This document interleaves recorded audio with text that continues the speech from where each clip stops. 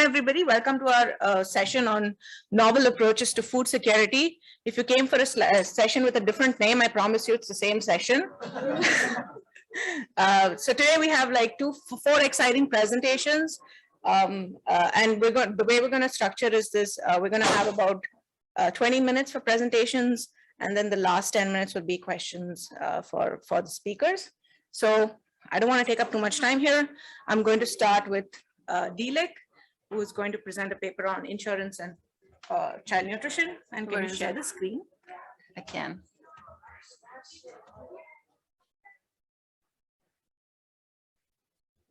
I'll let you share it. Yeah. Oh, there.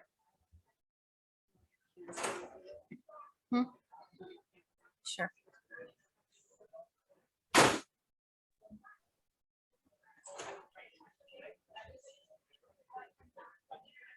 Okay. All right.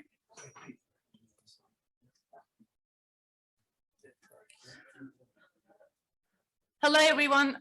Thank you for coming in. My name is Dilek, and I'm going to present joint work today with Annika and Katie, who are in the audience today. We're from University of Nevada. This is going to be a presentation about access to health insurance and the long-term child nutrition outcomes in India.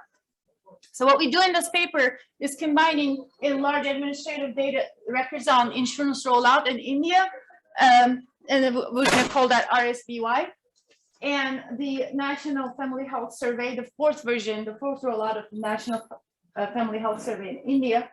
Combining those two data sets, we look at the effect of access to health insurance on child nutrition. So so the way we thought about it is that health insurance is actually a really important tool and in the toolbox of policymakers to improve health outcomes and access to universal health care. And the health insurance has been evaluated within the context of infant mortality. And you see a lot of studies that has been done that they look at, okay, if we provide health insurance access, what happens to infant mortality? That has been sort of the domain of the evaluation of these studies. And the studies that did not look at infant mortality are predominantly in US within the context of Medicaid, and they look at health outcomes in US. And then one recent notable exception to that is the study that recently came out, and they look at the health insurance access in rural China and adolescent outcomes, which is basically ages starting 12 and onwards. So what happens is that there is a gap in the literature looking at the impact of health insurance on nutrition at the earlier years. So why you can say, okay, why would health insurance access, what would that have anything to do with nutrition? We're thinking about two distinct mechanisms here. First is one is the health endowment effect. The idea here is that if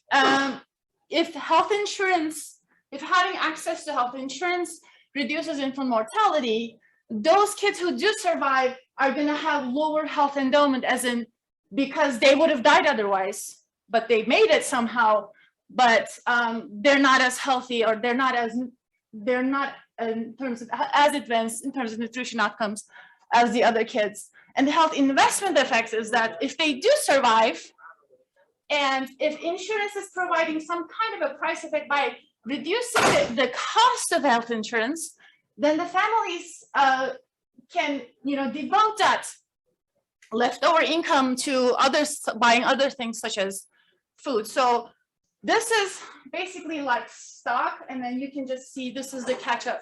So if the kids survive and if they have the necessary means, those kids who do survive, thanks to insurance, if they still have access to insurance, over time they can catch up to their peers in terms of nutrition.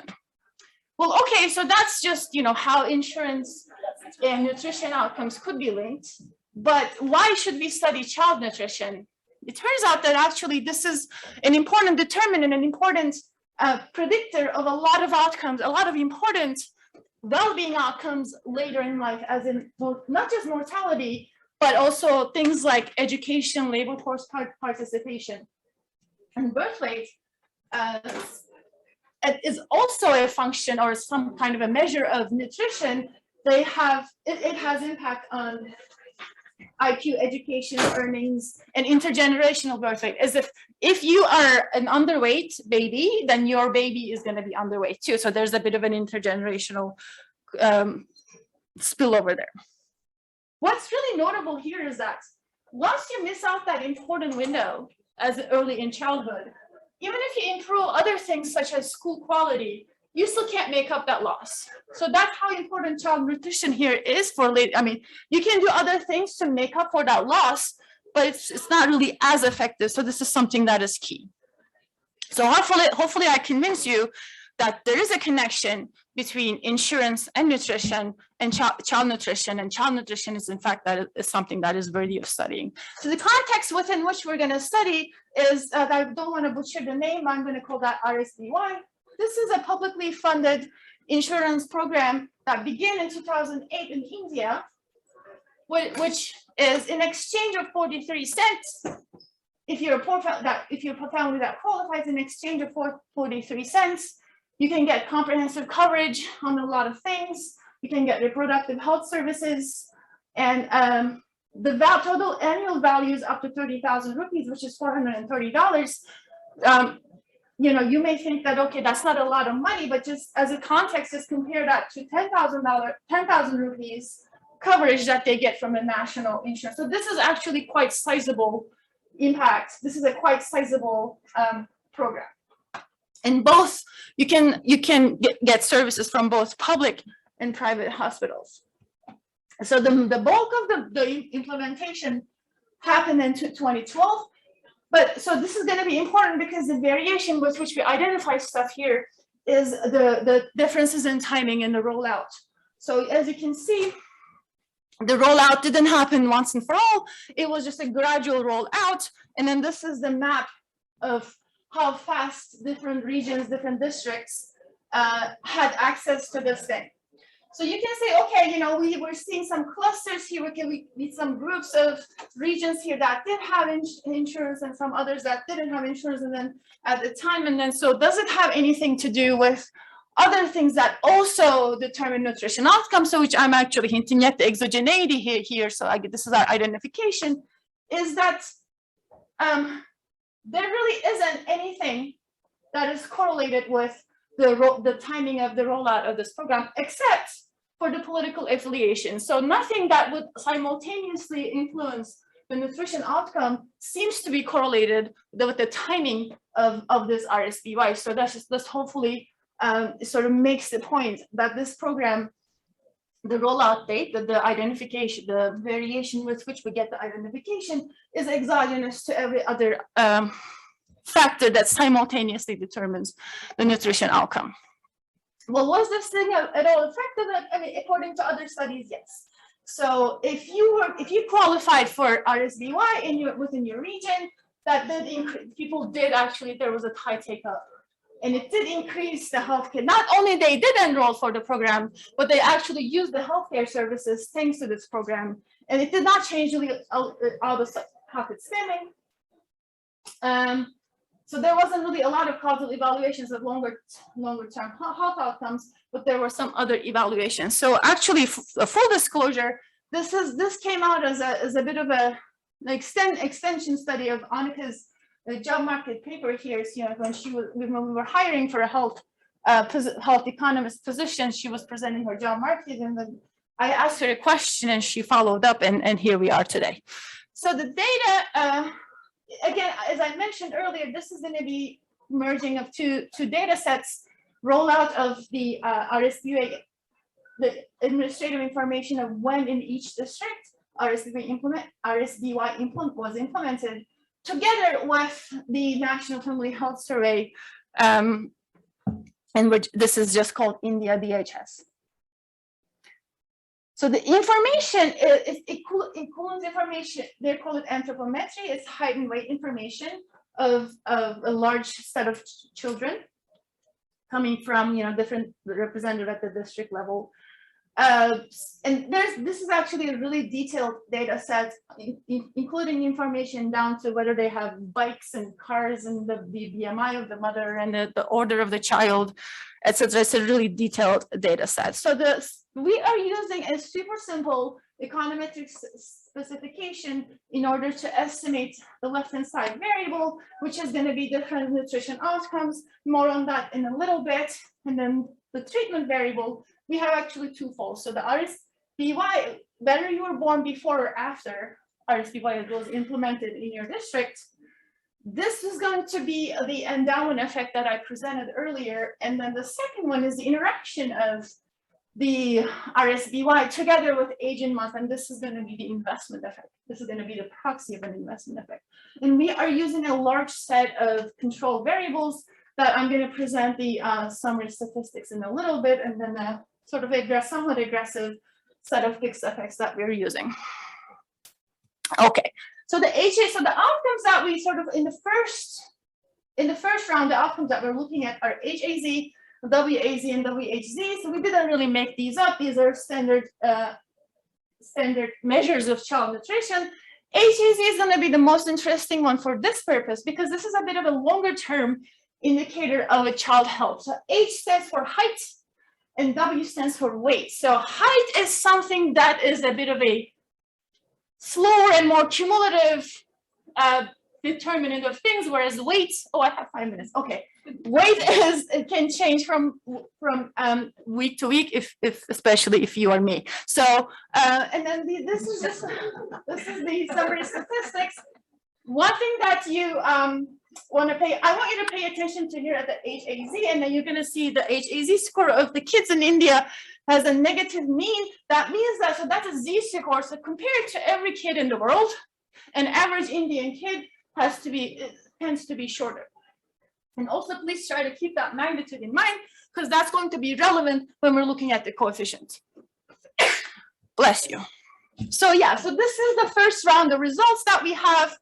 So obviously we couldn't fit in all the coefficients in a single slide here, but these are the things that we're highlighting that you want to pay attention to, is that having access to insurance did not really have significant effects on shorter term things. But if you look at the HAZ score, as you can see, the story that we were telling earlier today, those kids who do survive, who would have died otherwise, could be bringing the average down by surviving because, you know, they're now low, they are shorter than average. Otherwise they would have died. But you can see the positive catch up here. So like how, and then also just try to compare the magnitude of 1.4 something to these are quite sizable. So this is age in months. So this is how much they catch up on average every month. So that's actually quite impressive. So, and then if you, so this is, I guess in a nutshell, the picture that we want to say. So kids on average,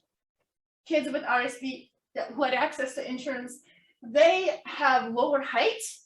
But look, what happens over time is that they sort of catch up. So this isn't really the full story, but it just kind of nicely summarizes the findings that we have here. Of course, we don't have homogeneous, there's some heterogeneity. And if you were to, okay, what happens, is there a difference between the poorest and the richest people, and see where the bulk of the effect happens for the poorest and the middle class people. So you can see that the coefficients are not really statistically significantly different from each other, but look at how much faster the middle class kids are catching up over time. So these two coefficients are significantly different.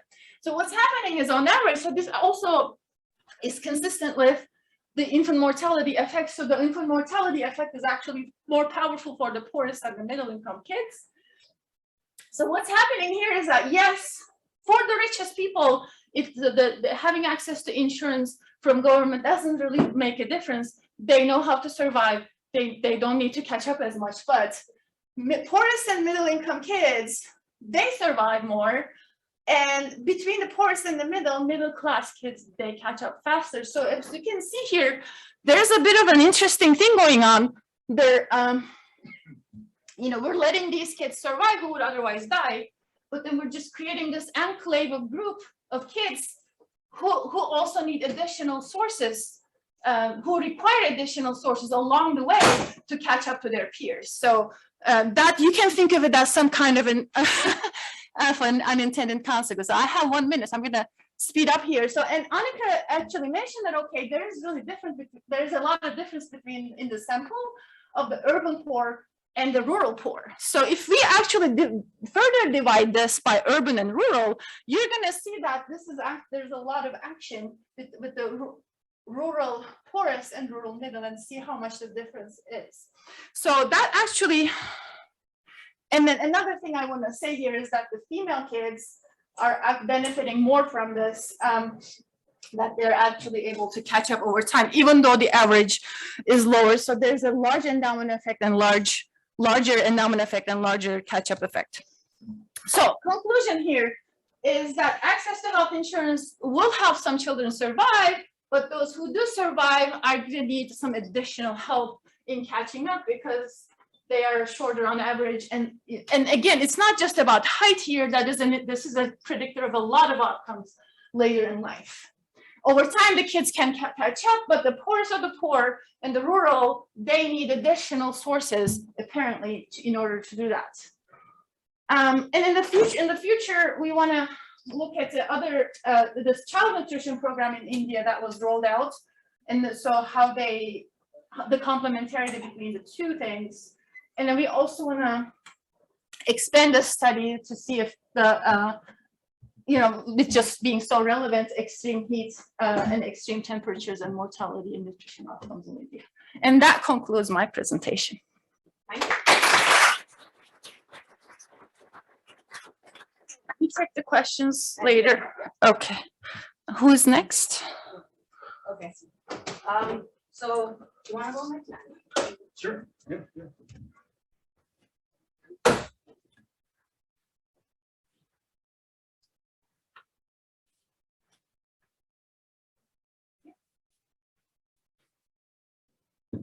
All right.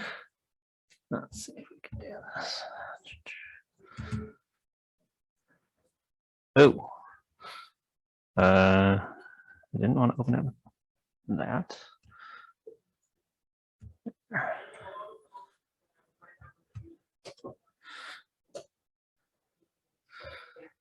Okay. Where did the meeting controls? I don't know. Sorry, how do I? Oh, is it? Oh, is it on? Oh, great. I don't have to reshare it after. No, the whole. Okay. All right. I will trust that it's working. Cool. I'm Andy. Thanks, folks, for coming out. I'm going to talk to you about research that is joint with a large group of people, like economists and computational folks and climate scientists, called the Climate Impact Lab. So that's the giant list of people below. And this is work on global impacts to agriculture from climate change, accounting for adaptation and its costs. There we are. So just as motivation, climate policy has been set largely by these models called integrated assessment models that are like a coupled climate economy model. At the core of these integrated assessment models, the things that really get at climate damages in these integrated assessment models is a thing called a damage function. And that's what you're looking at here for three of the most prominent integrated assessment models. So essentially what these damage functions do is they peg a change in global mean surface temperature, right? So, you know, like a 4 degrees centigrade rise from pre-industrial times in global mean surface temperature, they peg that change to some change in economic output, right? So here it's measured as a fraction of global GDP. And so you have these three different IAMs. I'll highlight that one of them, this green guy, which is fun, actually has benefits from climate change through 3 degrees centigrade warming. It turns out when you decompose where that's coming from, it's coming through the agriculture sector. So it's estimated benefits to ag productivity through 3 degrees centigrade warming, which is a pretty high level of warming if you go and talk to a climate scientist. Okay, and these integrated assessment models were developed like in the 90s and early 2000s, and there just wasn't a lot of climate impacts literature around when they were developed. And so this is the literature that these models were based on. And one thing that's just happened in the intervening years is there's been an explosion of research, and this is from a lot of different researchers, right? But an explosion of research on the impacts of climate change, the economic impacts of climate change across a broad number of sectors of the economy. So one thing we're trying to do in the impact lab is develop essentially a new integrated assessment model that draws on this growth of empirical research, right, in the advance of empirical methods since the 90s. And so it's this DSIM, data-driven spatial climate impact model. I'm not going to go into a lot of details about it. I just want to highlight that agriculture is one of the sectors in that integrated assessment model, and that's the results. The results that you're going to look at today are informing this model, and we're using that with the EPA to help them update the social cost of carbon, which is like the Pugin taxation rate that you would want to use to efficiently tax greenhouse gas emissions for their externality. Okay, so what's motivating that research process? Well, one thing that's motivating is just using best available evidence, right? So updated empirical techniques, to like the modern day. Another thing is reflecting damages around the world, right? So it's easy to get data in certain parts of the world, like wealthy countries make that data just more accessible, it's cleaner, it's easier to use. We really try to go get data from as much of the world as we can, because a lot of the climate impacts really have equity implications in the global poor, even if it's not as data easy an environment. So we really work hard to get that data and represent a wide variety of folks in the world. And then we want our estimates to reflect adaptation and its costs, right? So climate change is going to be a slow moving change in the weather signal. People are going to realize that the weather signal is changing. They're going to adapt to it. But if you think about like buying an air conditioner, say you're in Seattle, right? There's not a lot of hot days now, but in the future, maybe there will be. So you go buy an air conditioner. It's a totally reasonable form of adaptation and something I would expect to happen. But you don't just get that air conditioner for free. When you want it, you have to go pay for it, right? It has a cost, right? So we want to get an adaptation, but also its costs. In the interest of time, I'm not going to there's a really extensive literature on agriculture and temperature. And I just want to recognize that a lot of folks have worked on it and done excellent work in that space, particularly on temperature extremes. There has been work on precip extremes, and this literature is growing actively. There aren't a ton of global studies. There aren't a ton of studies that get at the role of irrigation. There aren't a lot that estimate adaptation. There's conflicting evidence among those that do. None of them get at adaptation costs. And then one other thing that I want to highlight is this vast literature has recognized that there's a lot of different ways that weather can affect crop yields, right? Could be extreme heat exposure, could be through vapor pressure deficit, it could be extreme precip things, right? There's a lot of different ways that weather can affect crop yields, and they haven't really been systematically compared. And so that's one of the things we're going to do is try to figure out among this suite of correlated weather exposure measures, which are the ones that are really driving crop yields. Okay, so we're going to first ask that question, right? So if we think about the crop is just like a biological organism that responds, weather is like an input, right? The suite of weather measures is an input into that organism. We're going to ask which dimensions of weather most drive yields, right? That's going to be important for understanding in a projection space, in a climate projection, what are the things that we should be focusing on?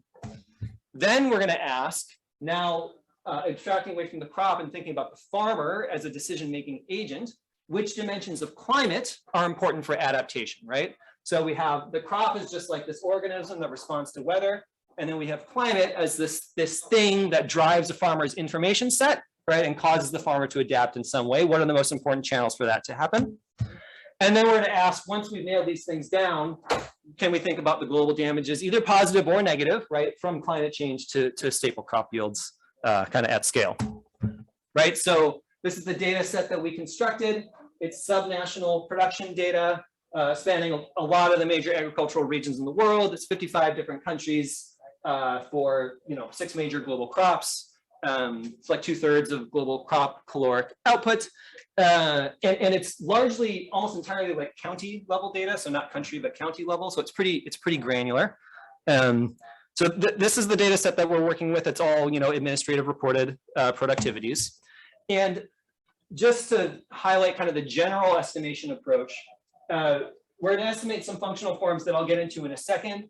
Just briefly, so folks know where identification is coming from, we're going to have county level fixed effects to absorb, spatially varying compounds, state level quadratic time trends to get at different price evolutions or technology evolutions happening at a local scale, and country by year fixed effects that might get at things like trade shocks at the country level, like trade policy shocks or something like that, that might induce farming behavior and how they're enhancing or not crop productivities. And so, identifications come from the residualized variation on those. what's going to go into these functional forms is essentially like different measures of temperature, right? Potential different measures of temperature, weather measures of temperature, potential different measures of precipitation, and then potential interactions with climate, income to get at like socioeconomics, and then irrigation access for both of, flexibly separately for those weather measures. And we're essentially going to investigate, let's see, I just said those things.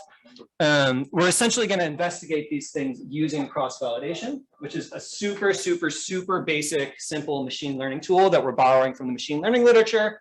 I'll just say very briefly, what we're going to do is project out all of our non-parametric controls, right? So that we're working in the residualized space. And then what cross-validation asks is essentially if we use some set of components of the model to do out of sample prediction within the data, how well does that model perform in the out of sample prediction space? And so that's how we're going to do term selection for both weather measures as well as climate measures. Now, the weather measures that we're going to consider are going to be degree days. That's going to be constructed following Schlenker and Roberts 2009, if folks are familiar with that. If you're not, I'm happy to chat about it. Daily minimum temperatures, vapor pressure deficit, polynomials and precipitation up to a 5th order polynomial, a measure of drought, the count of rainy days during the growing season, so just how many days did rain occur during the growing season, the count of extreme rain during the days during the growing season, and then the amount of extreme rain that fell on those extreme rain days during the growing season. These are all competing measures that have been put forward in the literature, and so we're just drawing on them and trying to let them compete on a level playing field, essentially. The climate measures we're going to consider are long-run average temperatures, long-run average precip, and then an interaction between long-run average temperature and precip, right? So does it matter if you're hot or cold? Does it matter if you're wet or dry? And then does it matter if you're like hot and wet or hot and cold or hot and dry or something like that?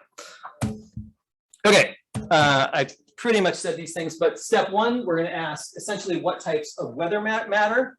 So we're not going to be looking at selection over these climate terms. We're just going to look at selecting the weather terms. And then having selected the weather terms that we think are most important, or that come out of that cross-validation process, we're then going to ask what types of adaptation matter, right? So thinking about the plant as a biological organism, thinking about the farmer as a decision maker, and then, step 0, having projected out all the unobserved heterogeneity in the data that could, be potentially confounding. Okay, so this is looking at the cross-validation process for the weather terms. We're looking at the unconditional out of sample root mean squared error. That's the density across like hundreds of models for corn. And I've just reversed the axes here. So this is a lower out of sample root mean squared error, right? So better model fit. This is a higher out of sample root mean squared error, so worse model fit. So it's just improvement in model fit on the x-axis is the way you can interpret this. And essentially you can see there's like a mass of models that does pretty well. There's a mass of models that does okay, and then there's a tail of models that does quite poorly. And what we can do is we can decompose that unconditional density and look at, if we look at different weather terms, how do they change, how do they move that density around? And so here you can see in kind of the salmon color is this mass of models is pretty well. They're all models that have the Schlenker and Roberts 2009 degree day term in them, right? This gray mass here is models that do not have the Schlenker and Roberts 2009 degree day term. Now, some of the models that do poorly, right, or like okay, have that term, and they might just have a bunch of other stuff in it or be missing things. But what you can see is essentially if you just take just a random model and drop that degree day term in there, you can see a very dramatic shift in the out of sample predictive power of the model, right? So that tells us that this degree day term is going to be a very important term for getting at crop yields. Now, there's been some debate in the literature as to whether these Schlenker and Roberts degree day effects are actually driven by vapor pressure deficit. So we can look at that. And what we can see, so again, now pink is going to be models with vapor pressure deficit. Gray is going to be models without vapor pressure deficit. Recall this mass here is all the models that have degree days. And essentially what you see here is once you have degree days in the model, vapor pressure deficit is not adding a whole lot for out of sample predictive power of the model. Now, over here in this area where you might not have degree days in the model, then if you add vapor pressure deficit, yes, right, it does help, right? But once you've got degree days in there, you're not getting a whole lot extra out of the model. So we take this as evidence consistent with a story where maybe degree days are really the dominant channel here. And vapor pressure deficit is maybe more marginal in its effect on crop yields once you've conditioned on the degree day exposure. Precipitation, clearly important for crop yields over the growing season. It's not quite as strong as the degree day effect, but still a pretty strong effect. And so, you're just looking at the results for corn, but this is the results for all of these crops. And in the interest of time, I'm just not going to dig into all of them, but a couple patterns. Across crops, the degree day terms are important.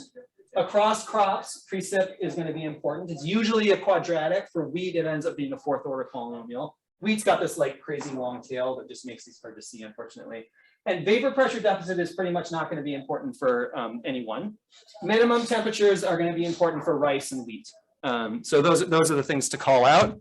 Now we have this other set of like this precip extremes essentially that we highlight results for. This like very similar results to what we just looked at. It's all from the same cross-validation process.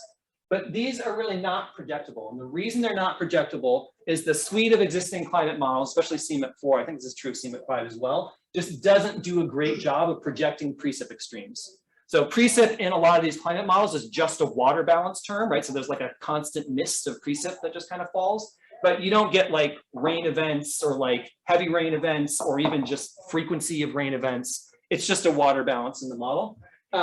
And so we don't use these in projections, but we do report the results from the cross-validation process. And a couple of key results for cassava. This measure of drought is the single most important predictor of cassava yields, right? Cassava is a really important crop, especially a subsistence crop for the global poor. So being able to project these drought effects actually would be really important. And so this is like feedback to the climate modeling community. It would be really beneficial to be able to get that information. The number of rain days ends up being important for both maize and maybe less surprisingly for rice. Drought also ends up being important for rice. So there are some important effects from these terms. Okay, I'm at 5 minutes, so I'm going to plow ahead. Okay, so now you're looking at kind of the adaptation terms in the procedure. So we've moved on from weather, and now we're thinking about adaptation. And so what you see here is the degree day response. In blue is for a cold place, right? So this is a place where you don't get a lot of hot days, right? And so when those hot days come, so farmers aren't like planning around them, right? So when those hot days come, they're incredibly damaging. Like a 24-hour period at 40 C is almost a 10% loss on your entire growing season yield, right? One 24-hour period at 40 C. So they're very damaging when they come, but they don't come that frequently, right? So farmers just aren't planning around them. Versus the red places are hot places where those hot days come frequently, and you can see that farmers are planning around them, right? And so the effect of that extreme heat is flattened out quite a bit, right? So when that hot day comes, it's damaging, but not nearly as damaging as it otherwise would have been. Now, I'll just highlight how we do adaptation costs here really quickly in the interest of time. Essentially, if you think about incrementally bending this curve, flattening this curve, that's a marginal benefit from adaptation. We just infer that an optimizing agent is going to invest in adaptation measures until the marginal payoff from the adaptation measure is just equal to its marginal cost. That identifies marginal costs for us in the model, and then we're just able to integrate over those marginal costs to get at total costs from going from one climatic regime to another. So at a high level, that's how we do it. We estimate these interactions for a number of, for maize, it ends up, you end up choosing all of the possible channels of adaptation. That's not true for all of the crops. One that I'll highlight here on the precip side is, perhaps unsurprising, the role of irrigation is really important in mitigating precip shocks. So like if your optimal precip is about 250 millimeters precip in a given month, and say you have a dry month, you may have, on the order of a 20% loss in yields associated with that, which is a pretty big hit. In a low irrigation space, so that's the blue guy. The red guy in a high irrigation space, you have almost no loss from a negative precip shock, right? Okay, I just explained that. Okay, so let's look at some maps. Essentially, the theme to keep in mind here is that for most crops, global bread baskets are some of the places that are currently most suited, right, to growing crops. That's why they're bread baskets, and they get hit the hardest, is essentially what you'd see. So the Corn Belt in the US, these are impacts for corn. The Corn Belt in the US has losses on the order of 40% of yields, which raises the question, like, this is a high warming scenario in the century, like, in an RCP 8.5 world, do you grow corn in the Corn Belt? I don't know. Corn region in South America hit not quite as hard as the Corn Belt, but still hit. Sub-Saharan Africa, where corn is just an important subsistence crop, generally losses as well. East Asia, similar story. Just a couple things to call out. At global scale across crops, the soy effects are pretty similar in spatial pattern, just larger. Rice is like the happy story, where, so not for a lot of the world, but most of the rice in the world is grown in Southeast Asia. And you essentially have a minimum temperature adaptation that is protective, and you essentially get very little losses in Southeast Asia associated with that. Cassava, a really important staple crop in most of these regions of the world, just gets uniformly hammered, which has equity implications, for climate change. Okay, so we can aggregate these things in an average sense over the globe, and you can see across crops 20 to like 35% yield losses, except for rice, which is like the happier story. We can account for CO2 fertilization. It shifts things up a little bit, but doesn't like qualitatively change the picture. This is just telling the breadbasket story, right? So this is looking at impacts binned out by average temperature decile. And you can see these like moderate temperature places are some of the most impacted, right? These are the global breadbaskets. And these very high income, medium to high income places, again, associated with breadbasket production, are the highest impacted, but also the lowest decile. Again, this is really getting at the cassava story with equity implications. Okay, just very briefly, recall that fund, one of those IAMs had benefits from climate change through 3 degrees centigrade. We find caloric losses accounting for econometric and climatic uncertainty at basically any level of warming, although more severe levels of warming are worse. We can, I have the details in extra slides if people want, but we basically value the stream of losses associated with the pulse of CO2 emissions and value that stream of losses at about $3 per ton of CO2. This stands in contrast to like either 0 or even negative estimates, so like benefits from climate change in the existing IAMs. Thank you.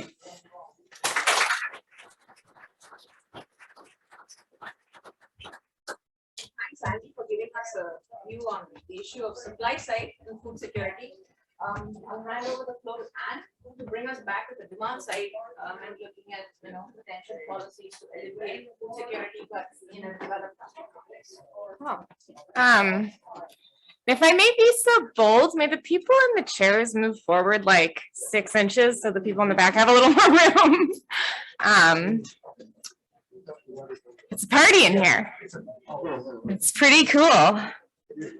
Your test worked. Sorry? Your cross-listing experiment worked. Yeah.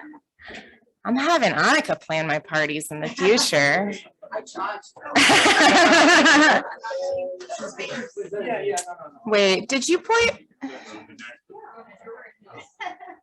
Yeah, you're welcome to just, do you know, I emailed it to you. Did it go through? That's right. Yeah, it's open. Yeah, that's Oh, perfect. Okay. just hit the, don't worry about that, just hit Just hit this one. this one. Yeah. Do you want to move that down a bit or something? I don't know that it matters too much. Hi, everybody. My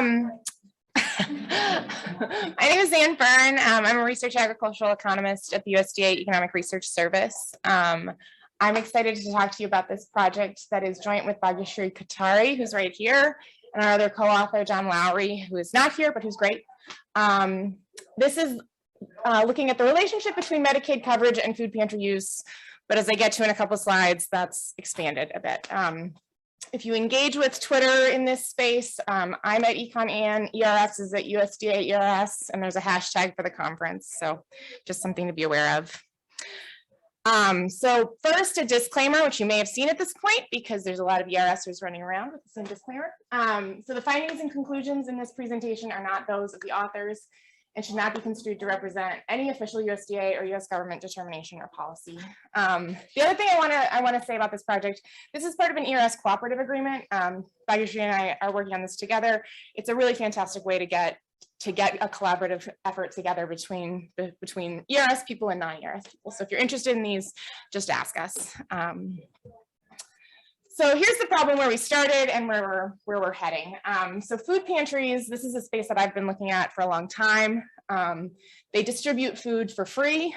And part of the goal, other than, there's food waste considerations, but part of the goal is to alleviate food insecurity. And so we were thinking about, how does this increase access to healthcare interact with food pantries? And this sort of led to the natural question of really, how does it interact with food security and how do food pantries fit into that? So food security is consistent, dependable access to enough food for an active, healthy life. So you're talking about access, which is a financial consideration, it's a transportation consideration. You're talking about active and healthy, it's a nutrition consideration. And so there's a lot of different pieces that kind of play into food security. And if we look at this Medicaid expansion and its interaction with food question, there's been some focus on Medicaid expansion and healthcare access in general, improving food security. And we heard about that in the first talk. And there's been, this is an NPR story where they're talking about how expanded Medicaid could improve food security in the South. And, there's this link. So we have shifted a little bit. And we're starting to look at just why does healthcare improve food security? And do food pantries play a part? Does private food assistance play a part? How much of it is just expenditures? How much of it is a shift in behavior? So what is the mechanism that makes this link? And at part of that is what is the role of food pantries in that link? So there's a paper, and this is really the first paper that we started with, which is this Himmelstein paper from 2019. That looks at Medicaid expansion, which reduced rates of very low food security. So they look at, they do this diff and diff with sort of the standard Medicaid expansion natural experiment from 2014. And they find that very low food security, so rates of very low food security came down in states where Medicaid was expanded. And they attribute this to, or she attributes this to, a reduction in out-of-pocket spending, maybe, better overall financial health, maybe, poverty reduction, maybe, and also healthcare, sort of these social determinants of health kind of questions, and healthcare as a correlate to more generalized trust, which may lead you to use other services. And these are all plausible mechanisms, and probably the reality is that it's all of them, but our goal is to start to dig into that and try to look at all of these different pieces and how do these different pieces explain this link. Molman has a similar finding. This is in 2020, this similar negative relationship between Medicaid expansion and food insecurity. And, similar reasons, right? Very similar reasons are listed. There's also been links to other forms of healthcare expansion, where we have Medicare expansion, kind of increasing the number of food pantry visits and overall food security. So there's, again, this link. So trying to think through how we can get at these mechanisms, we just kind of have to start with the basics, right? How do people typically get food? Extensively studied in the literature. The practice-based payment is also we call it input-based or action-based, is very simple and easy to implement. But the information symmetry will make designing the cost-effective payment system quite challenging. So it is generally believed that the performance Do you think they even know? I don't know. I hope people can hear us online. I guess nobody can. Okay. I feel like they would tell us in the chat, right? Is there, oh, there is something in the chat. Oh dear. Oh geez, we cannot see the slides. Oh, when did they send it? We can hear. Can you see the slides? People in the chat? Okay, cool.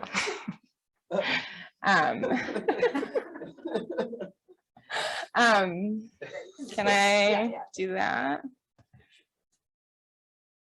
Okay, So how do people often get food? They get food, they buy it, they get it with benefits, or they access it in some sort of charitable food assistance manner, or maybe from friends, or maybe from family.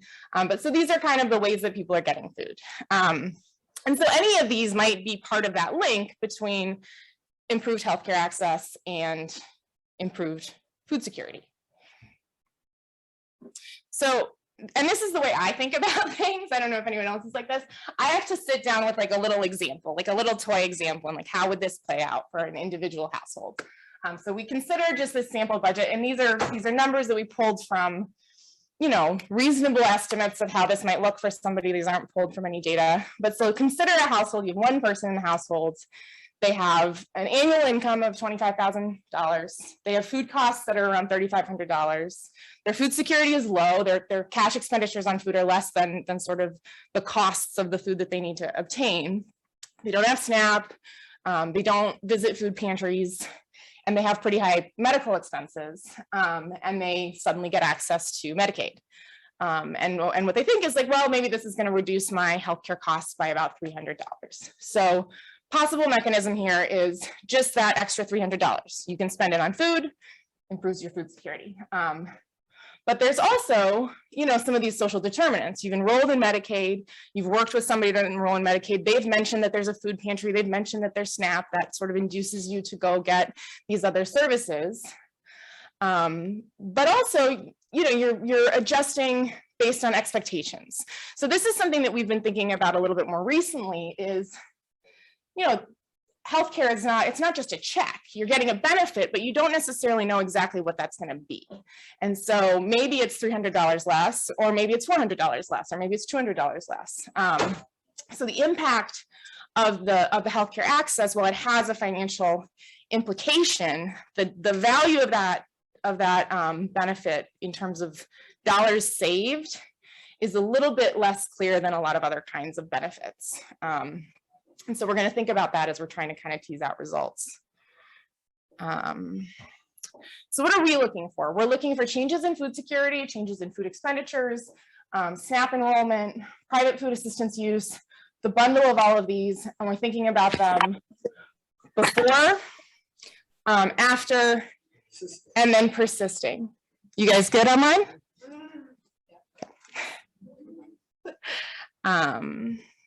So for those of you who are familiar with this sort of set of articles that use Medicaid expansion as a natural experiment, there's a bunch of them that look at different impacts, and they all have a pretty similar structure. This is both Simon et al. And Cotty et al. Use the same definitions, roughly the same definitions of which states received treatment and the extent to which they were treated. So and the backstory is the ACA expanded Medicaid, and states opted in or opted out. So there was a court case that allowed them to opt in or opt out. And as a result, there's some states that expanded Medicaid for mostly adults, you know, under 65 because they're not on Medicare, and families without children. And so you see the red states had the full expansion, and then the purple and blue states are states that expanded less because they already had more substantial Medicaid coverage for those people. So you have treatment and control here. And we are primarily working with the CPS data right now. So the food security supplement has a ton of different data points on food security, food expenditures, public food assistance, enrollment, benefits, private food assistance. And that's what we're working with right now. But the plan for this project is to expand into some other data sources. We've been playing around a little bit with PSID. We're hoping to try to get our hands on some claims data, enrollment numbers, and we're also going to look at scanner data food expenditures. But that's down the line. And private food assistance distributions if we can get them. So the CPS food security supplement, for those of you who don't know, this is a part of, it's a supplement to the CPS, as it sounds like. And it's sort of it's an ERS census product. It's the basis survey for those household food security reports that you've probably seen. And it has just a trove of information. They're done in December. And there's tens of thousands of observations each year. So we pull that data and we limit it to households that are above 185% of the poverty line. We exclude households that are above 185% of the poverty line. The Medicaid expansion was focused on whouseholds at 138% of the poverty line and below, but the CPS only has a cutoff at 185. So we end up including some people who are above the threshold for the expansion in some cases. We exclude households with children. We exclude households where either the head or the head spouse is over 65 because they have access to Medicare. And this brings us down to between 3,000 and 7,000 observations a year, depending on the year. So how much time do I have? Okay. So I'm going to go through a couple of these summary statistics because I think it just kind of helps to figure out what the magnitudes are and how things look. And then there's a couple of event studies that I want to look at. So just looking at Medicaid state expansion states versus non-expansion states and expenditures, weekly expenditures, we see that there is a slight increase in expenditures in Medicaid expansion states, which suggests that it might just be that people in these states were able to get the benefit and buy more food. So there's nothing here that confirms that for sure, but there's nothing here that makes us worry that that's a hypothesis to throw out. Then we look at SNAP enrollment. We see Medicaid expansion states, there's SNAP enrollment dropped in both of these states because you're kind of getting a little farther out from the recession, but they dropped less in Medicaid expansion states than they did in non-Medicaid expansion states. Average changes in SNAP value. So in Medicaid expansion states, they lost a little bit more value than in non-Medicaid expansion states. Those who are on SNAP, which is of course not everybody who's on Medicaid.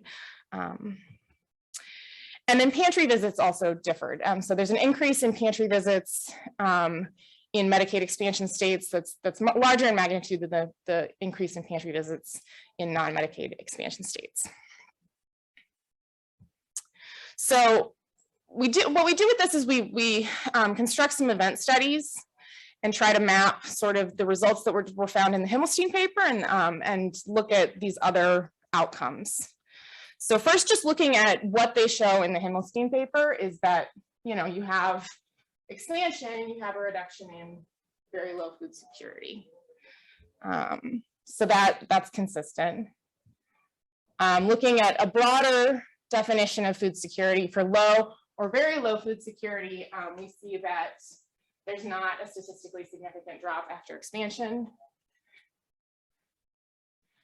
And then we look at expenditures, and we see this increase in expenditures, a statistically significant increase in expenditures after expansion. But what we see after that, and this is the part that we're starting to dig into, is it doesn't look like it's persisting. So one hypothesis there is that people got this benefit and it was somewhat opaque how much that would affect their financial situation. So they spent more on food and then they realized it affected their financial situation differently than they thought. And they brought those expenditures down potentially. That's one hypothesis that we're working with. But I think it is interesting to note that this does not seem to persist. SNAP payments do not significantly change. And food pantry visitation does not have a significant change. So our next steps are really to look into population segments, social determinants of health, this expectations and uncertainty piece, how do things persist over time, and then how does this compare to a cash transfer? And I'm hoping to talk to you a lot about this after. So that's all I have. Thank you so much. Let me know if you have questions. Thank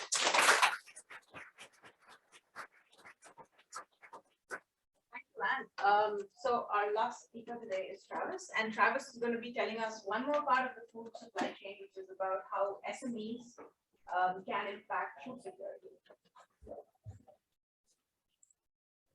Thank you, Annika. For the presentation. Yeah, here. Yeah. I think I must slide ahead. It's good, no problem. Thank you. Thank you all for surviving till the very end of the day and the end of the session. It's probably a good thing that I'm going at the very end, because this presentation will be a little bit different than what you've seen. There will be no empirical results. It'll be more conceptual.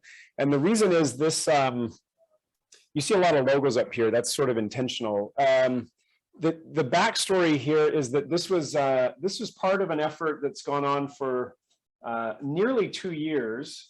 And you see a lot of the team members here, including Steve Ostia and Raina at UC Davis and Tom Reardon at Michigan State, and then 2 colleagues at GAIN. This was an effort that was funded by USAID. It was sort of a stress test of an investment that they were considering making in this nutritious foods financing facility. This is an impact investing initiative. And what USAID wanted to know, this is intended to be something like $100 million impact investing facility focused on Sub-Saharan Africa.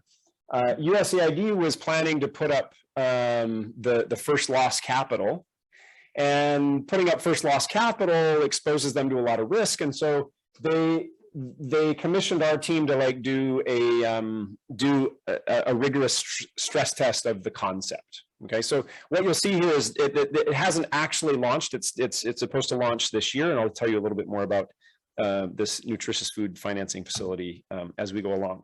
Here's the backdrop here that I think is probably important. Is first that food insecurity worldwide, but even in a development context, food insecurity is not one thing but many. And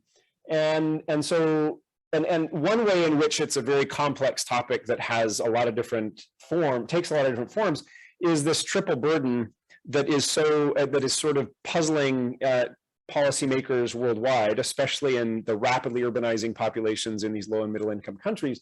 And that is that you have simultaneously in different locations hunger, hidden hunger, which is like micronutrient deficiencies, and obesity. So these are 3 sort of burdens related to food insecurity, related to food systems, but actually are quite different things, right? So that triple burden complicates things.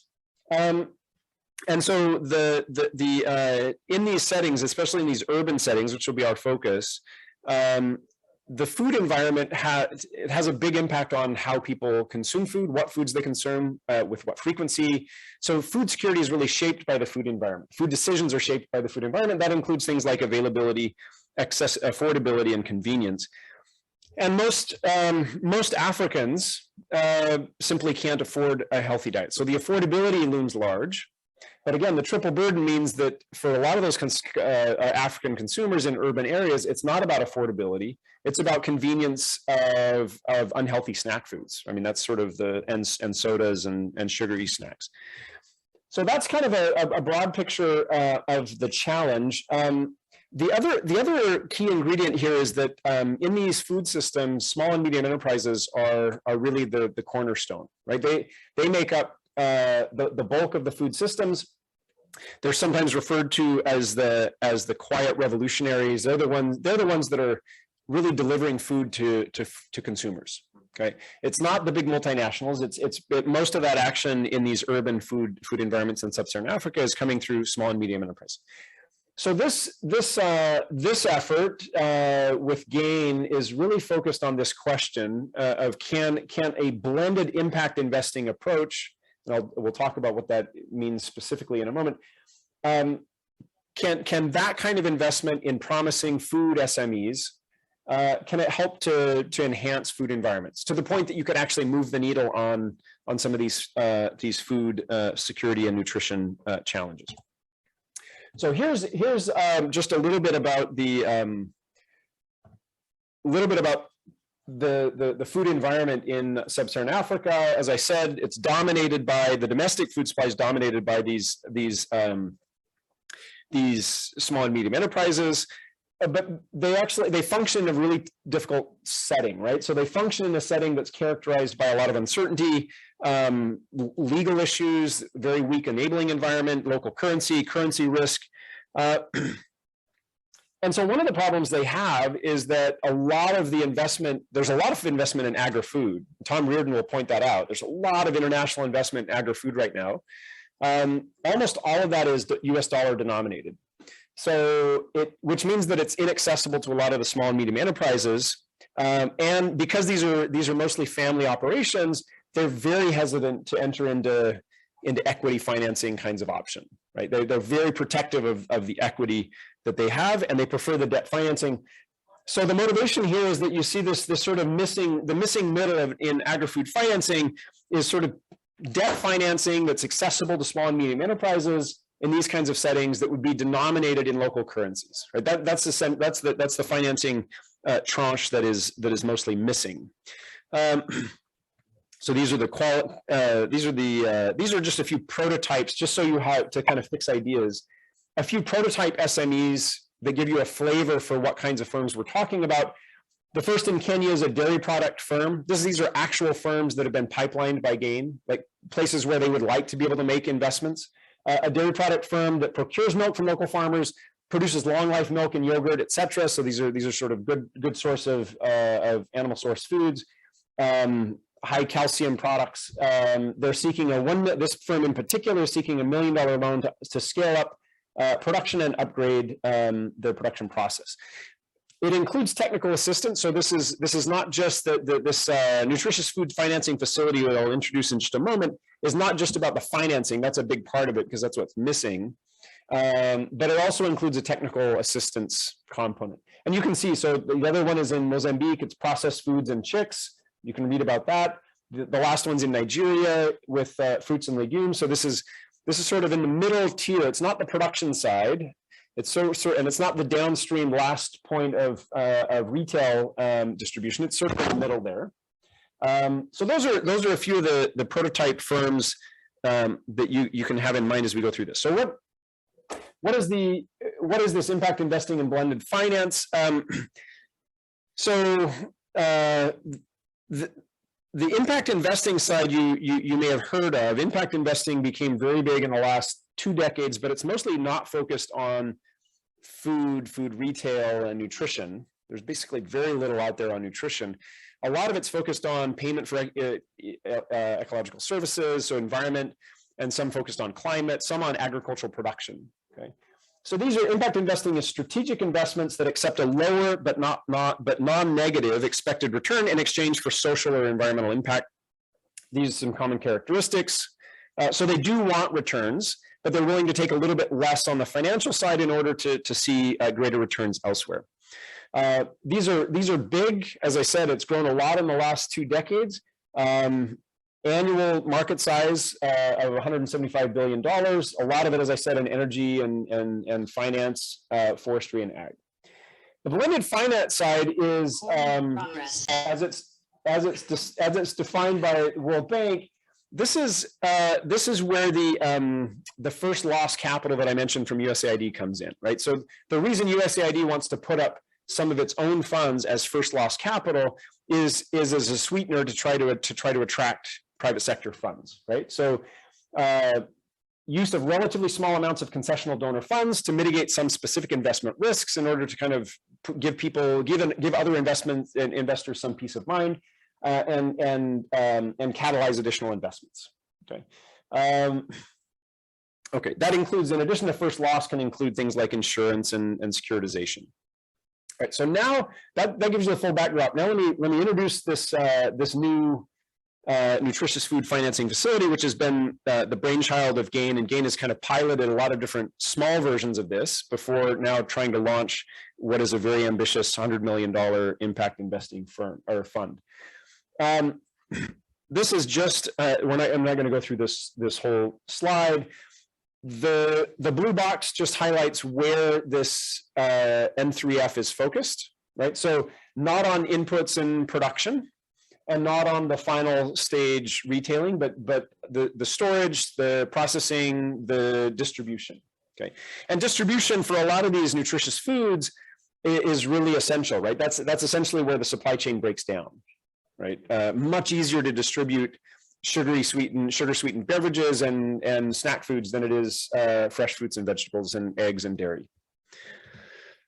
Okay, so this is this ambitious initiative is it's a collaboration with Incofin. Incofin is an impact investing firm with lots and lots of experience in other related domains. As I said, this one in nutrition is genuinely novel. It's designed to be an open-ended blended impact investing fund that specifically focuses in that area of the supply chain and specifically targets SMEs that have the potential to produce nutritious foods. And as I said, designed to be launched this year. They're still hopeful that that'll happen. There's sort of a nesting of targeting that they have in mind. First, targeting countries and then cities. This is all urban settings, like so targeting SMEs that supply urban food environments. And then secondarily thinking about which foods, and then tertiarily thinking about customers, right? So there's sort of a sequence of targeting considerations. Many of these loans are intended to be multi-year and $1 million plus loans. So these are fairly sizable loans from the perspective of the SME, but it's a kind of loan that they could not get anywhere else, right? So it's really meant to fill that gap. Then the technical assistance is provided by GAIN directly. So this is technical assistance associated with new equipment, manufacturing processes, fortification. So how to fortify if it's fortifying maize flour. And then, as I said already, some first loss commitments from USAID and the Eleanor Crick Foundation. I think that's all I want to say here. And I'll just mention this is just in a heuristic. It's showing where sort of the connection, the impacts that N3F is aiming for is really trying to nudge food environments in a way that modifies the decision setting in which urban consumers in Sub-Saharan Africa are making food decisions, okay? With the hope of actually changing these food and nutrition outcomes. Here's essentially the theory of change behind the N3F. And so this is where we start kind of kicking the tires a little bit. GAIN had developed the theory of change in a lot of detail. We ended up writing like 3 different reports on different parts of the N3F, the theory of change. I'll just kind of give you a really brief overview. So the idea, as is sort of evident from the design of the N3F, is that the inputs that N3F provides are money and technical assistance, but in a very targeted way to specific pre-identified SMEs. That's meant to change what the firms are doing. So it's meant to modify firm activities and very specific ways. And each firm will be a little bit different, but it could be product development, it could be scaling, it could be distribution. Outputs that include these direct firm results, medium-term outcomes, and then the long-term outcomes, obviously, as I said, enhancing food environments, diets, improving food security, with this triple burden in mind, right? So, and that's the sense in which each of these investments has to be sort of targeting a particular concern in that triple burden trifecta. Okay. So here's one way, here's sort of a conceptualization of what the N3F is aiming to do. You can imagine this is just a stylized depiction of the food system in one of these urban settings. The SMEs, this is sort of roughly proportional to the amount of food that's provided by these different firms. In that space, you can imagine like they're going to be targeting firms that already clear the hurdle on some metrics, right? They want SMEs that can potentially be successful. Just like any impact investing initiative, this one expects a non-negative return on investment. So they want this is not a granting initiative, so they want the money back. So they're going to be like, they'll have some clearing or some exclusion restrictions to make sure that the SMEs selected in are kind of high enough potential to generate returns. And then you can imagine like all, nutritious foods of various kind can come from all 3 of these segments. But the specific target here would be those firms that are the high potential SMEs that are already producing nutritious foods, or those that could be induced to produce nutritious foods that are sort of on the bubble, right? So that the N3F target is defined there. So then we can sort of use this then to think about what are the intended effects as GAIN sees it. First, they really hope to generate direct effects on these targeted SMEs, and the direct effects is to expand the space of nutritious foods, right? To draw in more food products and more SMEs into this space. That's the direct effect that's channeled through the selected and supported SMEs. But you can imagine a lot of indirect effects as well, potentially working through these competitive markets, right? So how does that change then the competitive space among large firms, among other SMEs, among the informal sector? Okay, and then eventually, I think their plan. Now, this is sort of down the road. If you start thinking about dynamics and what is the story, how does the story play out? They would really hope that investment would enable these high potential SMEs to then kind of spill over and spread what works among other SMEs. Okay, so that's the hope. Here's just a brief a matrix of the kind of food types that they look to support. So the eligible foods listed down the rows. This first tier are like their primary focus. So these are, a lot of this is like fresh fruits and vegetables, leafy greens. There's some of this, the supplements for special population or enhanced nutritional value. Those are like the fortified maize flour or fortify as porridge. Some inherent nutritional value across, and then there's some that they're excluded. So the disqualifying foods are the sugary sodas and snack foods and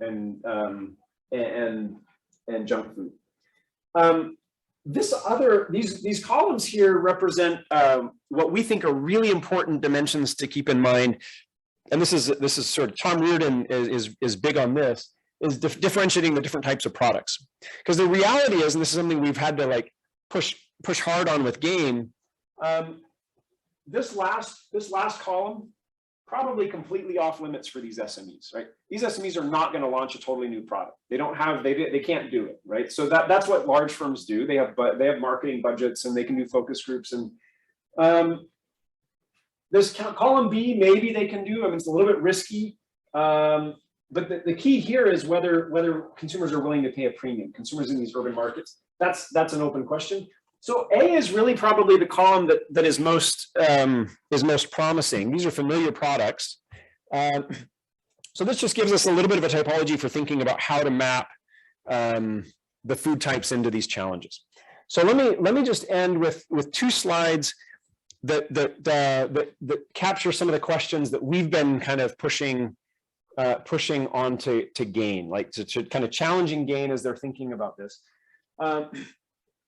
So the really big overarching question is about what is the ultimate impact of this kind of impact investing initiative on diets and on food environments. The challenge, of course, is that what they're trying to do is work at this level with SMEs and hoping beyond hope that as it kind of cascades through the system, that it ends up changing food environments in a way that actually improves food security. So there's a lot of things that happen in between. Not only a lot of links in the chain, but there are a lot of people that have to do the right thing at every one of those links, right? So this is ambitious. It's a big challenge.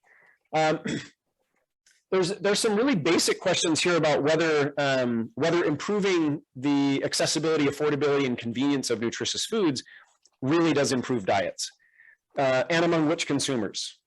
So on the flip side, so it's challenging. The flip side here is that, and this is where GAIN makes a very compelling case that if it's scalable, even a really small benefit that's scaled over a population the size of one of these mega millions urban areas is, and sustainably so, if it's profitable for an SME, becomes something that is worth taking seriously. Effective demand I already mentioned. So this like understanding whether these improvements actually move the needle on demand for nutritious foods, and whether they can do so profitably. These are all big questions, right? It's easy to sort of write on paper a business plan. Whether it works in practice can be another matter. There have to be incentives throughout that whole value chain. As I mentioned, each link in the chain has to be incentivized. Tom Reardon, it's been great to have his perspectives on this, because he sort of sees the chain in dimensions that some of us don't, including like upstream and lateral, right? So you're thinking of like, what does this mean for the financing side? What does it mean for suppliers and distributors who are maybe not specifically servicing that SME, but are servicing those that are servicing the SME, right? So these links in the chain, and thinking about how does it change incentives. The last point related to the impact on food, environment, and diets is is an interesting one. The GAIN really started out pitching this as a bottom of the pyramid kind of thing. We were pretty quick to say, not likely to happen. Because this is working through SMEs. They're going to be charging a premium for some of these things. So they kind of got off the bottom of the pyramid thing and started thinking, well, maybe we're thinking then of sort of an emerging middle class as the target. The thing that's tricky is that what your target is depends on which of the three burdens is your target burden, right? Because then maybe you're worried more about obesity or emerging obesity. I'll just put these up here in the interest of time. I'll just say this, that the fourth and final report we wrote was all about how would we go about evaluating the impact of VN3F. And what's really challenging there is for those three reasons, it's really hard to think of a counterfactual based method, and that's basically all we do. We either randomize to get a counterfactual or we simulate to get a counterfactual. And so the challenge here is thinking about how would you evaluate over 7 years the impact on food environments and health in a setting where you don't have access to a counterfactual. So we're tapping some of the work in some of the methodological work in political science that's actually been a lot more creative than we have, because they don't have sort of the identification constraints that we sometimes face. And then a big question that looms over the whole thing is why hasn't this gap already been filled? That's kind of the standard economist question. Why has it not already been filled? What is the nature of the market failure? And does this kind of impact investing correct that market failure? Thanks.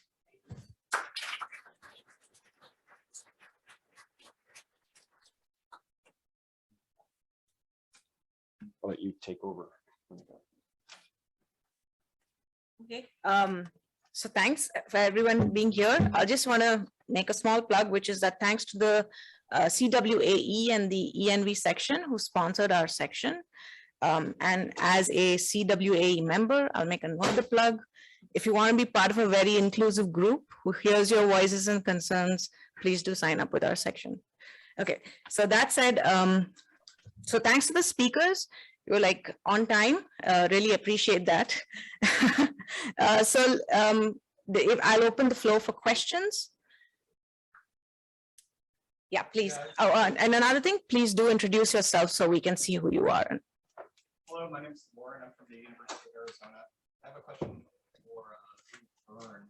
I was curious if you had looked into differences between states that had expanded Medicare and how much like time cost it takes to actually get your benefits. So states that have expanded Medicare or Medicaid? Medicaid. Yeah. So what's pretty standard in the literature as far as I can tell is using sort of a pre-period up to the end of 2013, and then the expansions were rolling out in 2014 for the key states, and then using a post-period starting at the beginning of Well, I kind of meant, so like within a state, like, so in Arizona, you have to go to fill out a form and you have to have a phone interview that's about 4 hours long. Right. And so I was just kind of thinking, like, have you looked at like kind of how long it takes to actually for an individual to actually get their benefits? Is there like kind of differences? Yeah, I mean, I think there are. Maybe that could explain some of As the, part of like as a potential piece of why it's changing and why certain, like you have a big spike in people signing up, getting their benefits at the beginning of Medicare expansion, but you might expect that as the government changes in those states, some might want to make it more difficult to access those benefits. Oh, I see. So the idea that there's sort of greater ease of access closer to the treatment date. Right. Yeah, that's a really interesting point, and I'll keep that in mind. Yeah, thank you.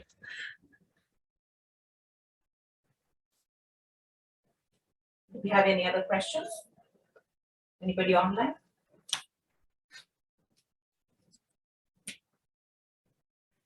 Yeah. So I have another question for you, similar.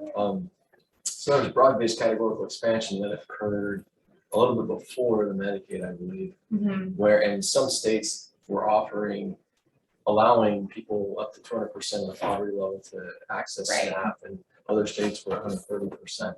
Right. I guess I was curious if that's a consideration, and maybe you're using state-based effects that just kind of wipe that out. I'm just curious if that might affect how you're thinking about food insecurity and that source of heterogeneity. Yeah, I mean, the approach right now has been to use the same sort of identification strategy that Gracie Himmelstein uses and just try different, check these other outcomes like expenditures. And those include state fixed effects and to make sure that we're replicating her results and then seeing how they map to these other outcomes. But it's an early project, and I think a lot of these dimensions are important to put in forward. Yeah, I had a question for the gentleman presenting before. And I was just wondering, sorry, I can wait. I heard you mention precipitation, you mentioned irrigation, and I can see those several costs. How it counts for floods at work? I'm not quite most of the time.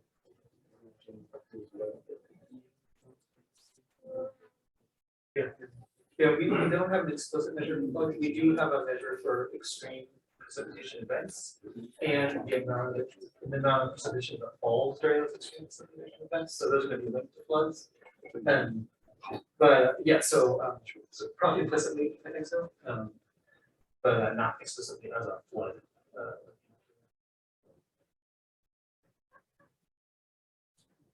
And throughout a follow-up question for that, I was wondering if any ways to test some pathogen changes if you're looking at extreme temperature changes, particularly things like in livestock, the factor borne diseases, things like that. No, that's a great question. So that could be channels for some of the effects that we see. We don't explicitly look at them just because there's only so much you can do in a paper, but I think that's a super useful thing to look at. You just don't directly get at it. It could be one of the things that's contributing to the effects that we see, but we don't partial it out, and we don't look for separate non-temperature related effects, like level effects due to those things, which I think is very important in the climate change. Places that were suitable to some pests or not suitable to some pests and pathogens become changing.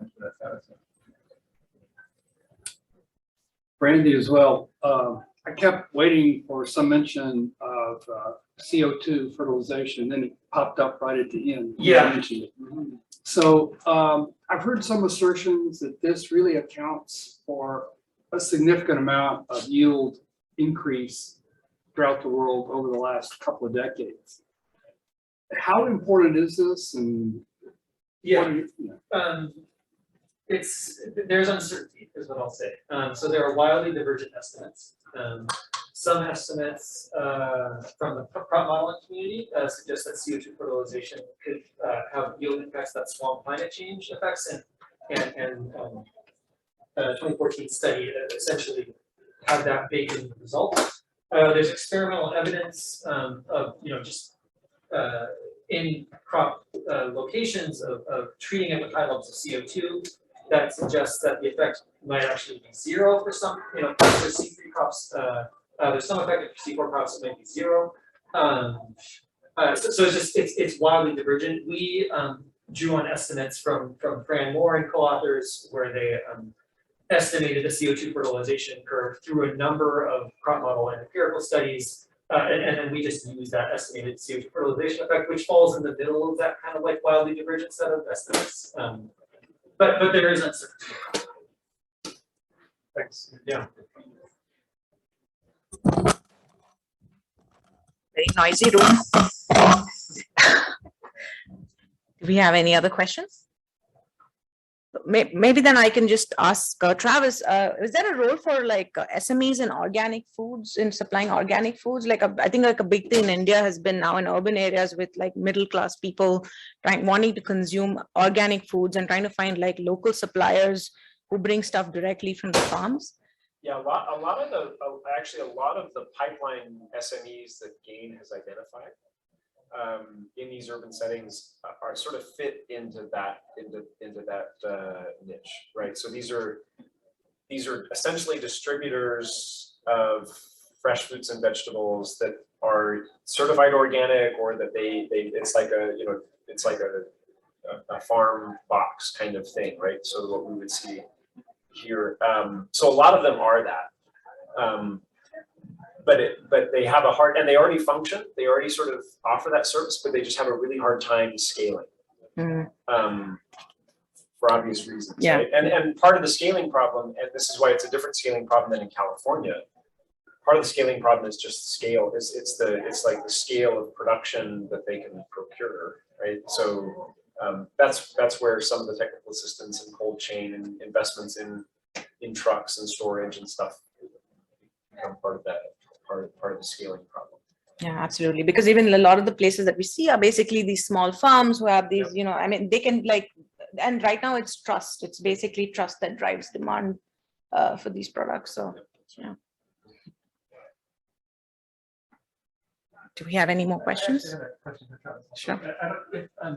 If demand for these financial instruments exceeds supply, and I don't know if it does or not, but if it does, I mean, why not implement a lottery for access and actually try to get a causal effect? Yeah, I mean, so we would love to do something like that. That the gain is a little bit less, they're less keen on something like that. But one of the reasons, I mean, aside from that, the kind of the core impact evaluation challenge is that in that case, if you're interested in the treatment effects on SMEs, that would be great. But what they really are arguing in the theory of change is impacts on whole food environments, which are the sum total of hundreds or thousands of SMEs and ultimately consumer diets, which then are also a function of consumer decisions and behavior. So the challenge is, even if you could introduce some randomization of which firms or which neighborhoods or which pockets, it's really hard to think of the unit of analysis of food environments as a unit of analysis that could be used in that kind of a counterfactual way. And then the sort of the other thing that's going on there is that these food environments are really dynamic and lively places that change pretty rapidly, and they have like a 5 to 7 year timeline. So in 5 to 7 years, food environments can look completely different, right? So it's one of these, like, it sort of hits more at the industrial organization side of like, how do you track a dynamic supply chain and then tease out impacts of an investment, which becomes pretty hard. These are, yeah, it's a good question. It would be great to be able to do something like that, but even with that, it would be hard to kind of push that to the end of the row and have like clean exogenous variation in the outcomes that they ultimately care about. My question kind of related to that. I can see the challenge of teasing something out. This isn't really related to that, but I was struck by it. It would strike me that for it to have effect for food insecure people, it would have to affect the price somehow. I'm assuming they're coming and their main question is, can I afford it? And I didn't hear you kind of mention that, but that I can see that would be hard to tease out, but I don't know if you've done any simulation. Like, if I just make an investment in one farm, it's unlikely to affect the price. So you have to get pretty big so you get that macro price effect. Have you done some thinking about that? So what we have done is raised almost those same questions to GAIN and saying, like, if you want a return on investment, if you want this to be profitable, and you don't have the capacity to scale up to the point that you drive costs down by 50%. It's going to increase the price to consumers. The retail price is going to increase. So then the question is just like, who's willing to pay a premium? I mean, I think that they can deliver, and they've proven this because they've done a lot of piloting with like small scale incubators and targeting SMEs. So they know what they're doing with like on the fortification side or improving distribution. So they've done that, and they have some really valuable experiences there. They know they can deliver higher quality, more nutritious foods through these SMEs. The question is just like, how much more does it cost and who's willing to pay for it? And that's why I say like that. I started out saying like food insecurity is not one thing but many, because I don't think that this kind of an initiative is gonna really it's not going to target the bottom of the pyramid. It's going to target this emerging middle class that are willing to maybe be enticed to spend just a little bit more very deliberately for better quality food. And I think it's kind of the way they have to think about it. Okay, final question for Dilek on our paper. Where's coffee? said, where's the coffee? Oh, it was earlier today before I'm the just, session. okay, I'm just joking. Anyway. So with that, I'll call the session to an end. Thank you so much for being here.